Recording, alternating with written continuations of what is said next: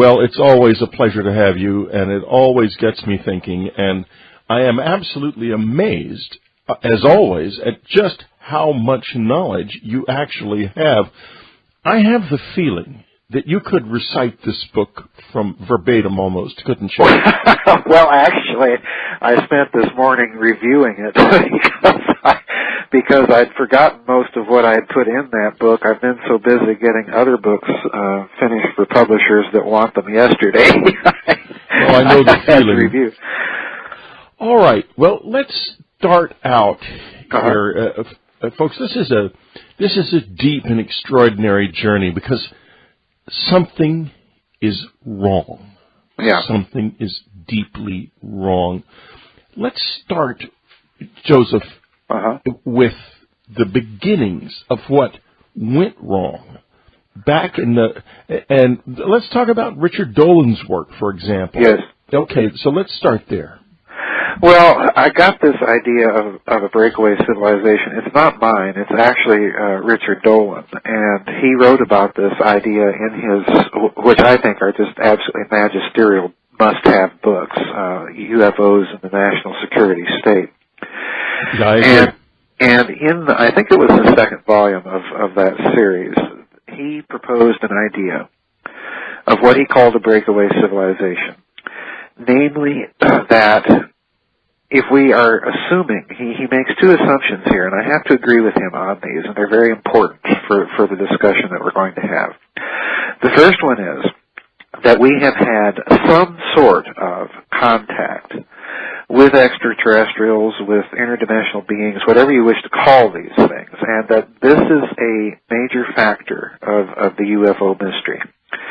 And the second component of this is that in the process of this contact, we have recovered by whatever means, either by negotiation, by crash and recovery retrieval operations, that we have acquired at some point some of this technology and begun to reverse engineer it. All right, these are the two basic assumptions behind his idea, and this leads him to speculate that if we have done this, then the technology that is potentially represented here would, first of all, force a veil of classification so deep around the whole issue as this technology was being developed by human engineers, that it could in fact lead to, within the Black Projects community, lead to the creation of an entirely different civilization, one that exists right here on planet Earth,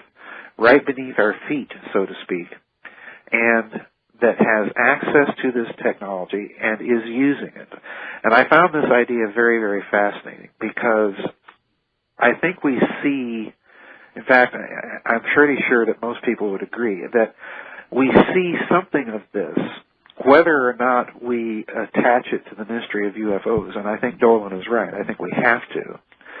We see something of this breakaway civilization beginning to emerge during World War II with the vast bureaucracies that were set up to pursue secret weapons research, particularly in this country, particularly in Nazi Germany. And that after the war, with the advent of the Cold War, this bureaucracy continued, and then you throw UFOs into the mix, and you've got the potential for a genuinely different kind of society, a genuinely different kind of culture. A society that has a presence off planet. Possibly so, and this is the other thing. Let's assume for a moment the reverse presupposition.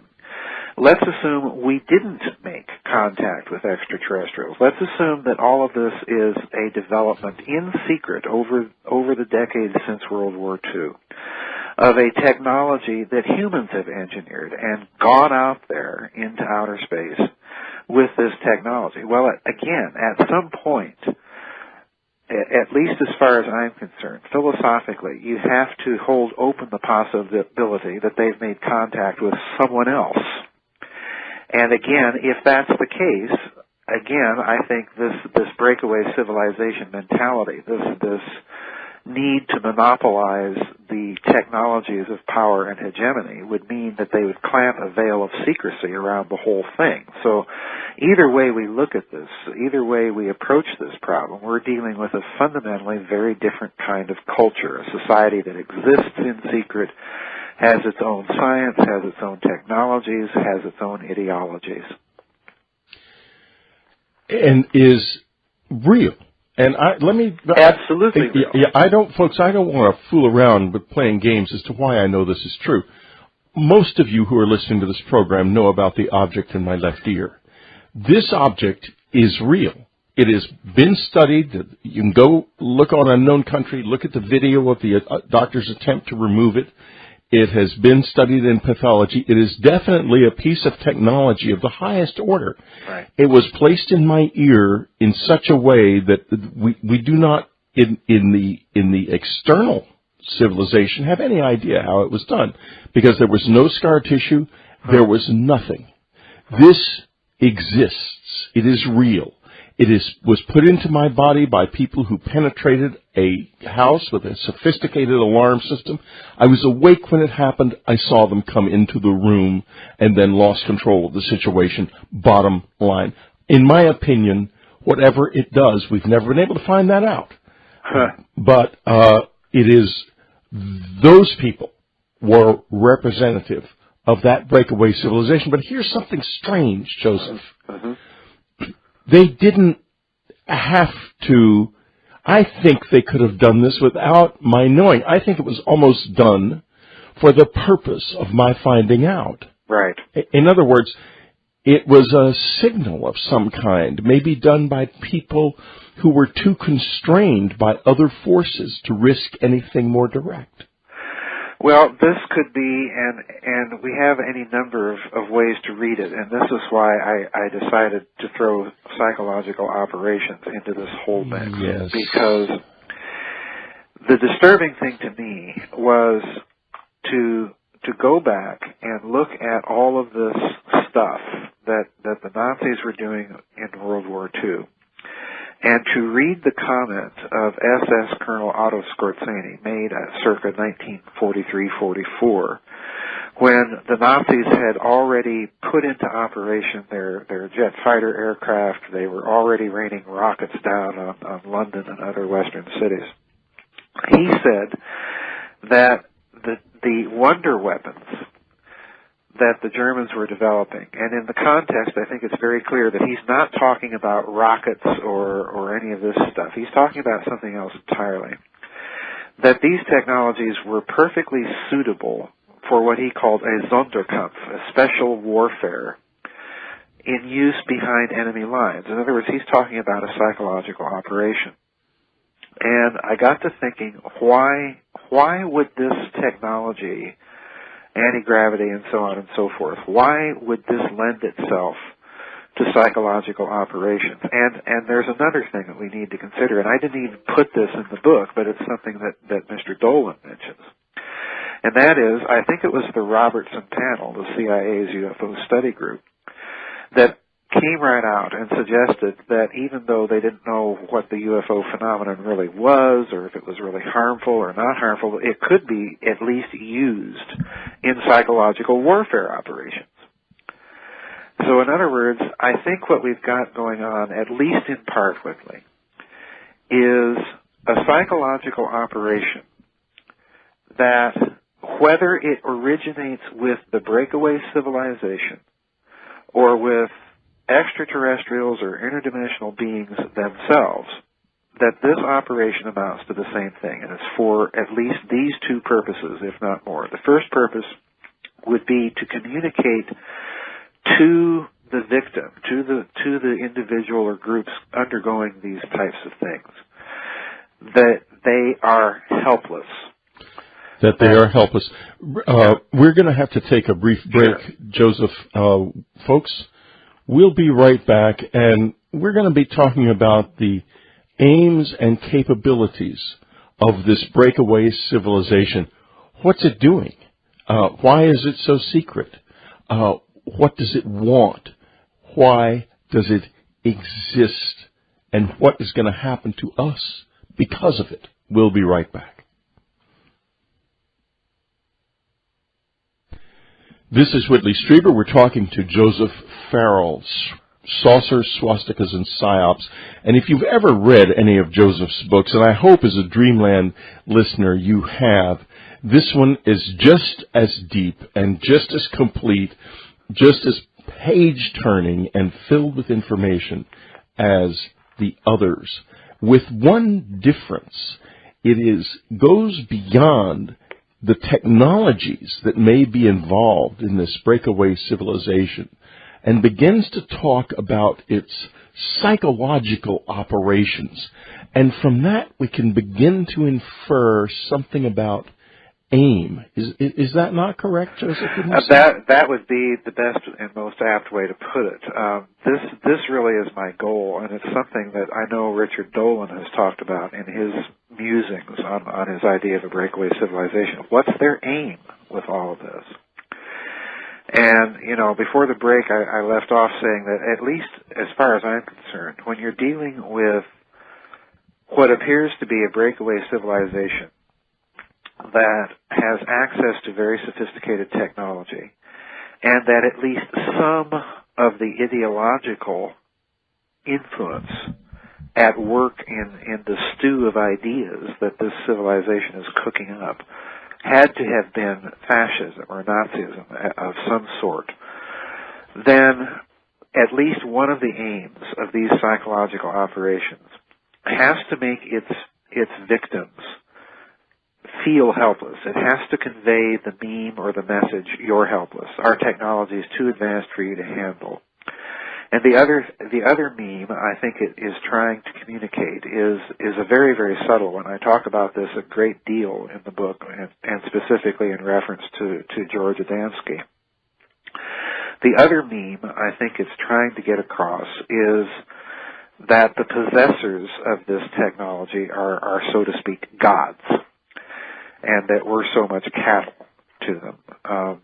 I think this is a very, very subtle meme that runs throughout a lot of this early contactee literature. And again, that whole mentality that there's a certain subset of humanity that is less human than the rest of humanity. That's an ideology very much in keeping, of course, with Nazism.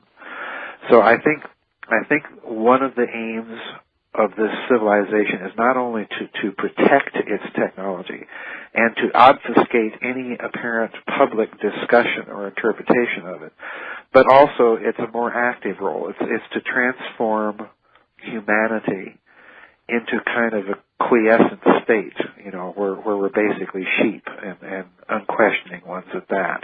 Orenda's getting great reader reviews. I'd like to thank all of you who are reading it and loving it as much as I do for that. I really appreciate it. Unquestioning, and well, not quite. I mean, thank you. Not all of us. Not all of us, and that puts us in a kind of a different position. Let me ask you something about the object in my head. You know about it. I mean, everybody does. It's no secret. I've been living with it for many years because of the way it functioned when we tried to remove it. It moving down into the earlobe and so forth. Would you have it taken out? Would I personally? Yeah, I would. What do you think it does? That I don't know. I don't either. I don't feel a sense of mind control. Yeah, this is something that kind of piques my interest because, if one follows Dr. Lear and his attempts to extract some of these implants, whom I know very well and been at many of his extractions, most of them, in fact. Go ahead. I don't recall many of the people that he's talked to saying that they have sensed any sort of emotional or mind control purpose with these things either. Not mind control, but there's been a lot of emotion connected both with the objects, and with their removal. Some people have felt, I've talked to witnesses who felt a sense of terrible loss, and witnesses who felt a sense of terrible relief. It really goes across the board. There's no way to tell. But they're not tracking devices. They have some deeper purpose than that. The other thing, the reason I know they're not tracking devices is very simple. We can make tracking devices and put them in people you can't even see. Right. So why would some sophisticated civilization need to build things and implant them that are so obvious? And do so in a way that you're aware that it's being done.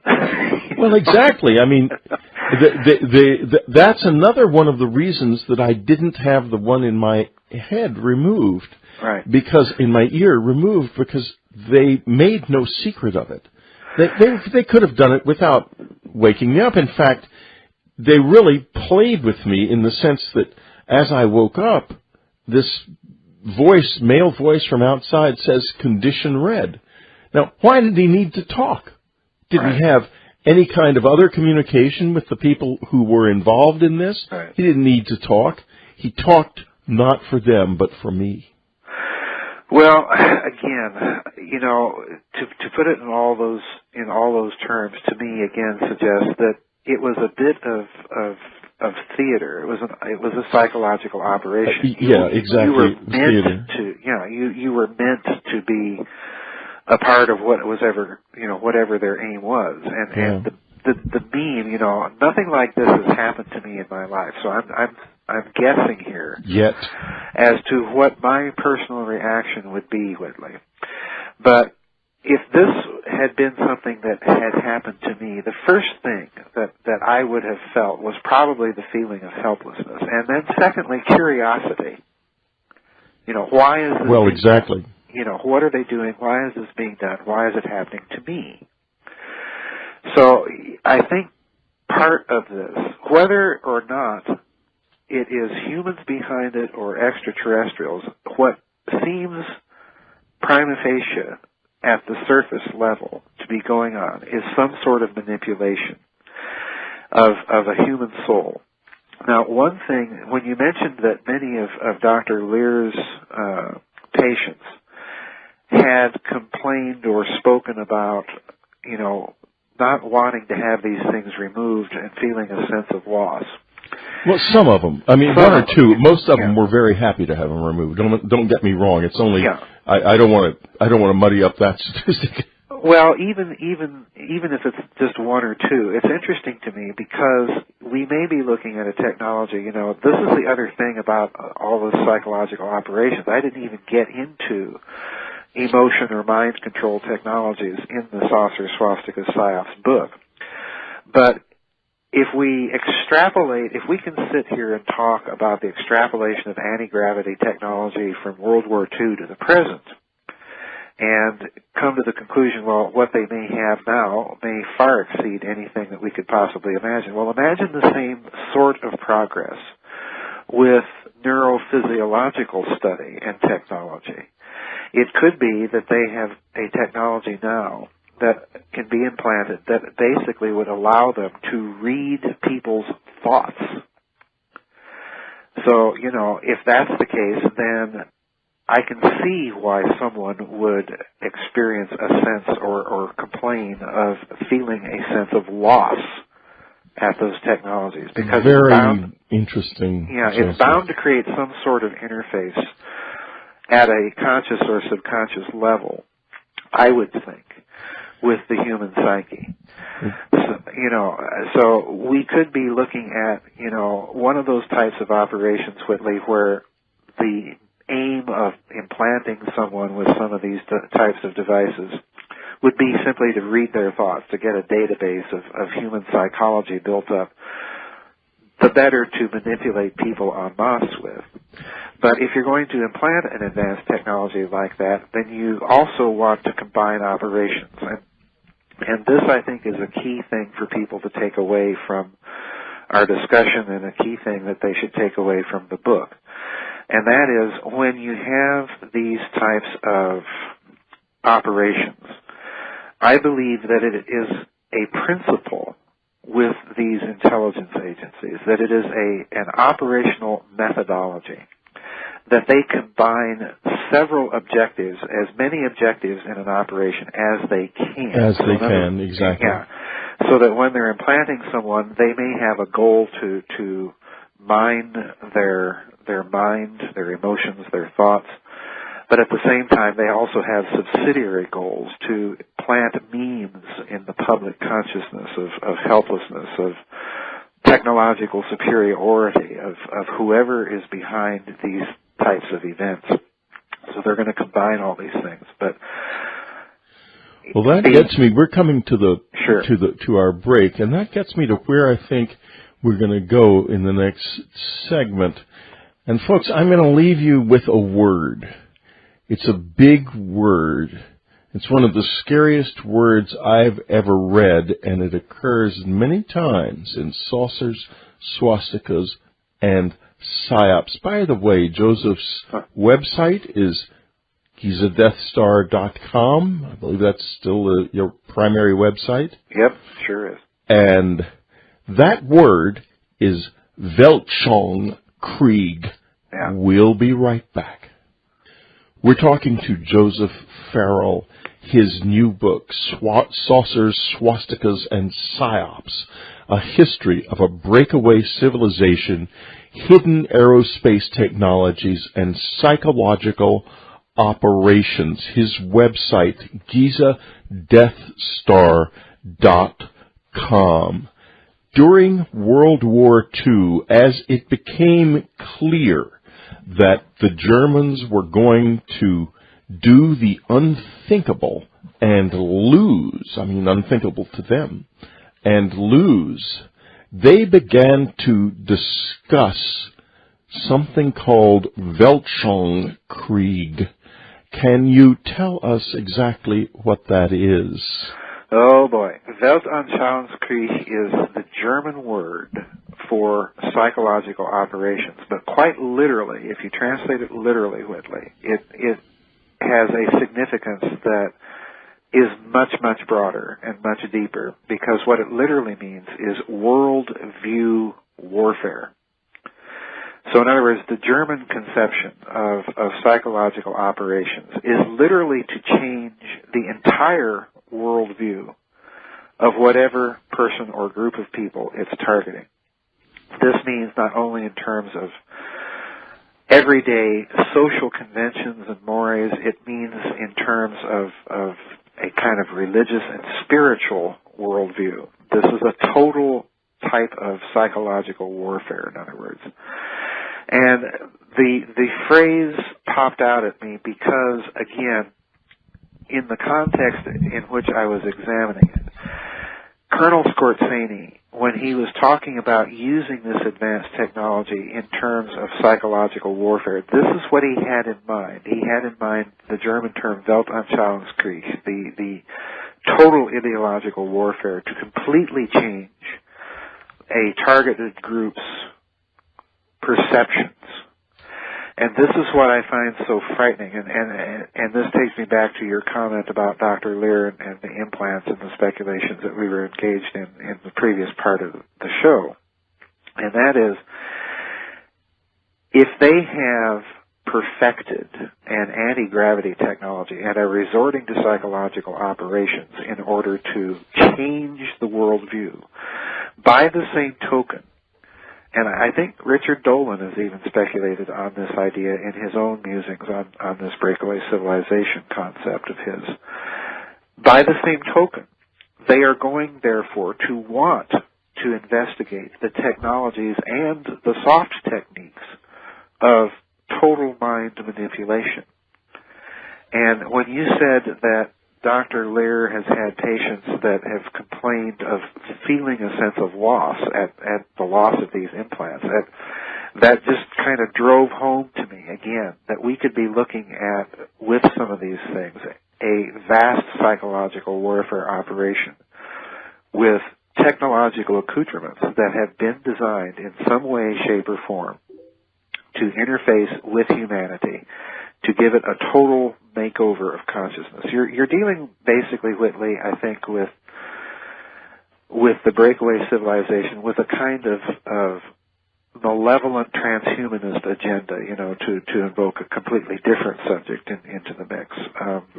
I find the whole thing very, very frightening.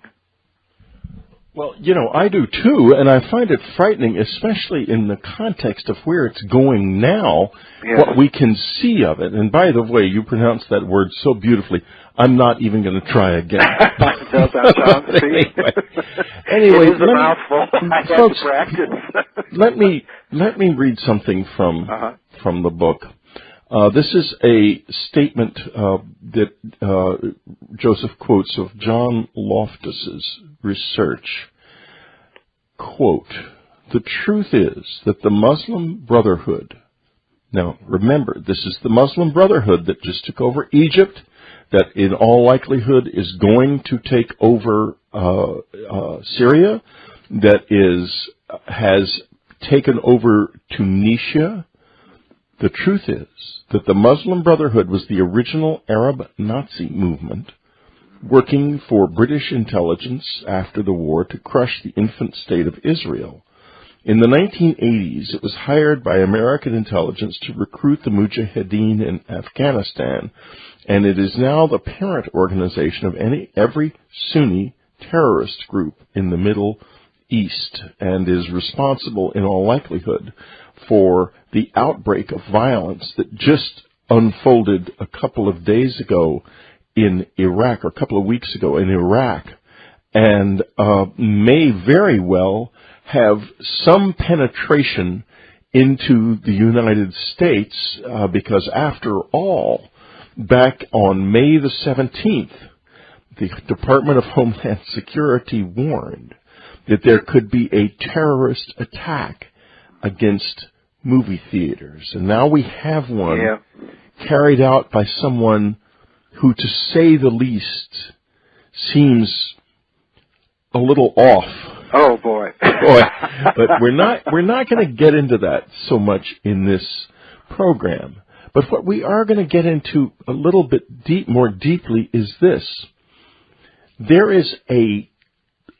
are tendrils reaching up into our world from the Nazis in all kinds of different directions. Yes. It's an octopus, and it has not let us go. In fact, it won World War II, I think. Yeah, I tend to agree with you, Whitley. This whole, I mean, we look at what's going on in Europe with the meltdown and so on, and the dominant role that it seems to have left Germany in, regardless of what happens in the European financial crisis, whatever happens, the final decision is oddly enough resting in Berlin. And with all of these Nazi connections to the Muslim Brotherhood, I wrote about this in the Nazi International and some of the other books, but there's no doubt in my mind, Whitley, that at least one major component, one major faction, so to speak, within this breakaway civilization has extremely radical fascist ideological commitments, and that at least some of that ideology incorporates this kind of wild religious fanaticism that you see embodied in the Muslim Brotherhood. I find it just frightening. We see the evidence of this, Whitley, and this is what I think maybe your point was. We see the evidence of this breakaway civilization with our own culture and with the transformation of America into a police state. Into a police state, and that is happening. Yeah, it's happening right in front of our eyes. It doesn't feel like a police state until you come up against it. Then it does. And that, folks, is, I'm warning you, that's where you are right now, all of us. Yeah. Joseph, we have come to the end of our time together on Dreamland, but not the end of our time together all together, folks, because we're going to go on in the subscriber section and discuss in more detail. I'm going to tell a story about this breakaway civilization that I've never told before, and I think you will find it very interesting. For those of you who are new to the subscriber area, the continuation of this will be in the special interviews section. Once you've entered the subscriber area, click on the subscriber logged in, click on the subscriber homepage, and then go to the special interviews area. You will find the this there. So thank you very much, Joseph Farrell, for being with us on Dreamland Saucers, Swastikas, and Psyops. His new book, his website, GizaDeathStar.com, has a very active message board, and you can reach Joseph also on Twitter and Facebook. He's out there, boy.